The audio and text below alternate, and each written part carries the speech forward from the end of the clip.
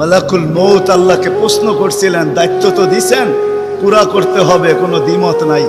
কিন্তু মনে ভাবে মানুষ সারাদিন আমার নামের চর্চা করবে, খালি বলবে এই লোকটার কোনো কাজ নাই, শুধু সারাদিন গাজীপুরে ঘুরতে থাকে, যাকে মনে চায় তাকে উঠায় নিতে থাকে, সারাদিন আমার আলোচনা করবে, মানুষের মুখে মুখে থাকবে।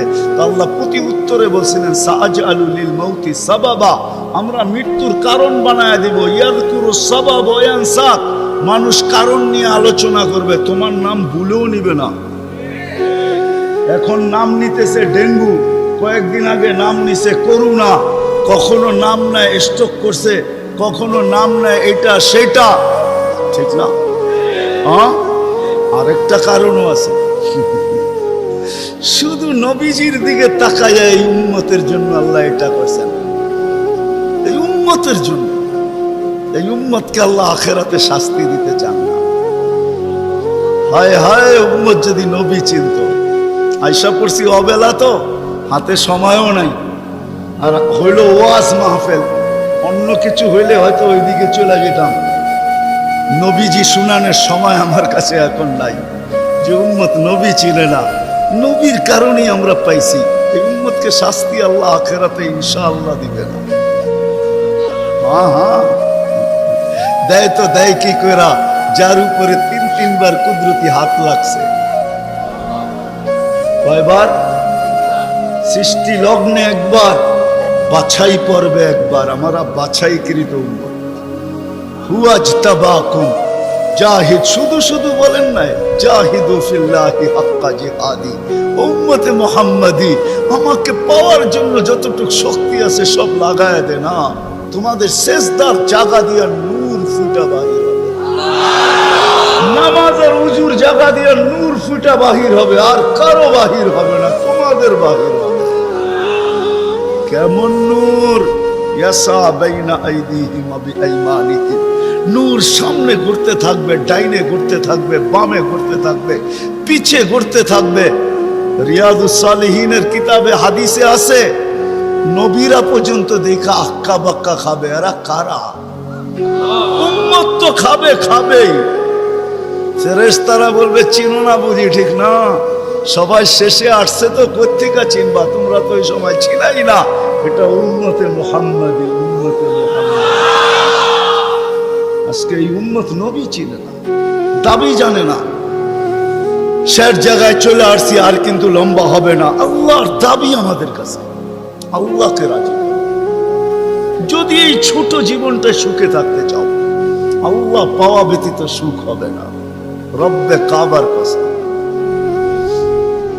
যদি আল্লাহ পাওয়া ব্যতীত সুখী হইতো, তাহলে দুনিয়ায় সবচেয়ে বেশি সেলিব্রিটিরা আত্মহত্যা কোনদিন। সবকিছু পাওয়ার পরেও নিজের পিস্তল নিজের মাথায় রাখত, সবকিছু থাকা সত্ত্বেও নিজের টাকার কিনা রশি নিজের গলায় কোনদিন লাগত না। উন্নত বিশ্বে কোনদিন আত্মহত্যার প্রবণতা এত বেশি হতো না। আমাকে বুঝাইতে হবে না, আমি চিনি জাপানে আত্মহত্যা কোন জায়গায় করে। আমি দুইবার যেয়ে দেখা আসছি, পাহাড়ও দেখছি, সমুদ্রও দেখছি।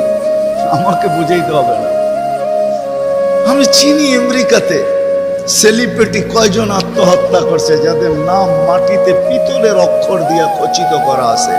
আমি ওদেরকে চিনি, লস এঞ্জেলিসে। আমি যদি না চিনতাম তাহলে আমাকে বুঝাইতে পারতাম, আমি চিনি ওদেরকে। সত্য এটাই, সুখ তো আল্লাহ পাইলে হবে। তাও এক কাপড় দুইজনের, একজনের এক কাপড় না, দুইজনের। নামাজ সালাম ফিরাইতে দেরি, উঠা দৌড়াইতে দেরি করে না। আল্লাহ রসুল টাইকা দাঁড় করাইছেন, সালাম ফিরাইতে দেরি, দৌড়াইতে দেরি করো না। কারণটা কি? নামাজের পরে দোয়া আছে, তসবিহ আছে, তাহলিল আছে। আমি কথা বলি, তুমি শোনো না। চোখের পানি ছেড়া দিয়া বলতেছে, ইয়া রাসূলুল্লাহ, দুইজনের এক কাপড়। দেখেন দিলে লাগে কিনা। দুইজনের কয় কাপড়? এক কাপড় দুইজনের। আপনি সালাম ফিরান, আমি ছুটা চলে যাই আউয়াল ওয়াক্তে নামাজ পড়ানোর জন্য। খুলা দেই, নামাজ পড়ে ওই ঘরের সুখ দেখাইতেছি, সুখ। স্ত্রী স্বামীর গাল ধরা চিমটি কেটা বলতেছে আমি জান্নাতি। বলছে তুমি কি করে জান্নাতি? বলছে কেন? সবরের জীবন চলতেছে, সবরের বদলা জান্নাত। কোনদিন তোমার কাছে চাহিদা তো দূরের কথা, নিজের মনের কাছেও করি নাই। অভিযোগ তো তোমার কাছে দূরের কথা, অন্যের কাছে দূরের কথা, মনে মনেও কোনোদিন অভিযোগ করি নাই যে আরেকটা কাপড় আনে না কেন। সুখ এটার নাম। স্বামীর চেহারাটা একটু মলিন হয়ে গেছে, তো স্ত্রী আবার চিমটি কেটে বলতেছে চেহারা মলিন কেন? তুমি জান্নাতে চলে যাবে। আমি তুমি কি আমার মতো স্ত্রী পেয়ে শুকরিয়া আদায় করো না? তো হাসতেছে, বলতেছে পাগলি, একবার ডেলি শতবার। তাইলে শুকুরের বদলাও জান্নাত। দুজনে জান্নাতে যে ফুর্তি করবে। ইতিহাসের পাতায় খুঁজলে পাওয়া যায় ইব্রাহিম ইবনে আদহাম রহমতুল্লাহের জীবন অতি অল্প কথায় চেঞ্জ হয়েছে, পরিবর্তন হয়েছে। উনিও কিন্তু রাজা ছিলেন, বলখ নামী এলাকার বাদশাহ ছিলেন, যেটা এখন ইরাকের অন্তর্ভুক্ত। ঐতিহাসিক নাম যদিও বলখ, বর্তমানে ওই নামে তার নাম নাই বিদায়, চিনতে অনেক কষ্ট হয়। তো উনি অনেক কথায় ওনার জীবন চেঞ্জ হয় নাই, অল্প কথায় জীবন চেঞ্জ। রাত্রে ঘুমন্ত ছিলেন, ছাদের উপরে কারো চলার আওয়াজ ওনার ঘুম ভেঙে ফেলছেন। প্রহরীকে বলছেন এই গভীর রাত্রে আমার ছাদে কার পদচারণ এত জোরে জোরে হাঁটে যে ঘুমই ভেঙে গেল। যা দেখে বাস্তবিকই কেউ হাঁটতেছে, ধরা নিয়ে আসছে, ডাইকা নিয়ে।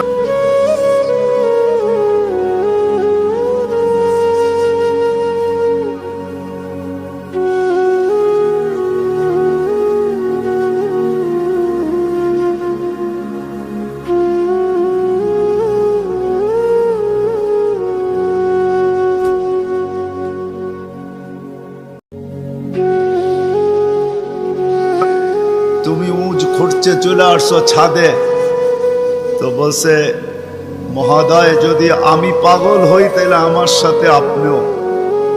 তো বলছে বুঝলাম না, তোমার সাথে আমি?